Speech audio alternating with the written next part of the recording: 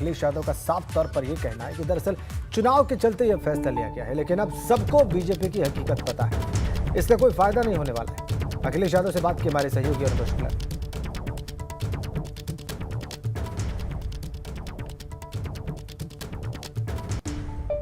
अखिलेश जी, आपने 25 अक्टूबर को press conference में ये कहा था कि ये 25 अक्टूबर को आपने प्रेस कॉन्फ्रेंस में कहा था कि ऐसा हो सकता है। देखिए, जो कानून है, ये तीनों कानून, इसका विरोध हर किसान कर रहा है और कई मौक़ों पर ये कहा जिनके लिए कानून बनाया जा रहा है, अगर किसानों के लिए कानून बनाया जा रहा है और किसान ही उसके पक्ष में नहीं है तो आखिरकार क्यों कानून लागू कर रहे हैं आप। और आज सरकार को उन कानूनों को वापस लेना पड़ा है।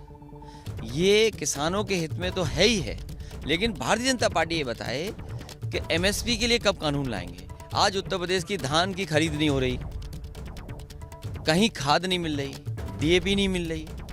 आखिरकार किसान को जब गन्ने की कीमत मिलनी चाहिए वो कहाँ मिलेगी, ये बताए सरकार। अभी भी बकाया भुगतान नहीं हो पाया। यहाँ जितने खड़े हैं सबके पे खेत हैं, सब किसान हैं। इनमें से एक बता दे धान का कहीं रेट मिल रहा हो तो बता दे, और बीजेपी वाले खुद बताएं कि वो किसान कहाँ लेकर के अपने धान जाएं। तो जब तक कानून नहीं बनेगा एमएसपी का, जो किसानों की भी मांग है और हम सभी लोगों की मांग है कि एमएसपी के लिए कोई कानून बने जिससे उन्हें एमएसपी किसानों को मिल सके। आपने 25 अक्टूबर को ये संभावना जता दी थी, आशंका जता दी थी। उस दिन इसलिए कहा था क्योंकि जो नाराजगी है जनता के अंदर, वो भारतीय जनता पार्टी को हटाना चाहती है जनता। महंगाई दी है, किसानों के साथ संकट पैदा किया है, इसलिए वोट के लिए कानून वापस हुए हैं। और हो सकता है चुनाव जीतने के बाद भारतीय जनता पार्टी किसी न किसी तरीके से दूसरा कानून ले आए। बीजेपी के तमाम लोग जो कह रहे थे कि ये आंदोलन जीवी हैं, अब वही कह रहे हैं कि नहीं ये तो ठीक है, अच्छा हुआ जो वापस हो गया, ये भी किसानों के हित में। भारतीय जनता पार्टी ने जिस समय नोटबंदी का फैसला लिया था, उस समय जो वादे किए गए थे, जो भरोसा दिलाया गया था, वो कितना खरा उतरा है। आज कोई अगर खजांची का जन्मदिन मना रहे तो वो समाजवादी लोग मना रहे हैं। कहाँ बेचारा लाइन में पैदा हुआ, बैंक में पैदा हुआ, किसकी जिम्मेदारी थी ये? जो अर्थव्यवस्था आज भी नहीं संभल पाई, वो जिम्मेदारी भारतीय जनता पार्टी की है। नौकरी नहीं, रोजगार नहीं, महंगाई है। आज बाजार में पैसा ज़्यादा सर्कुलेट हो रहा है, उसके बाद भी लोगों के पास पैसा नहीं खर्च करने के लिए।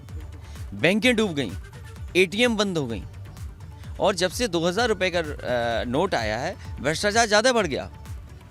इसका जिम्मेदार कौन है? तो जो पॉलिटिकल क्रेडिबिलिटी है वो भारतीय जनता पार्टी की खराब हुई है। आज भारतीय जनता पार्टी पर कोई भरोसा नहीं कर रहा है, और लोकतंत्र में अगर भरोसा टूट जाए तो उस सरकार को जाना चाहिए। आपने 3 कानून वापस ले लिए, लेकिन मंत्रिमंडल में मंत्री वो है जिसने किसानों को कुचल दिया, वो कब हटाया जाएगा? वो जिम्मेदारी किसकी है?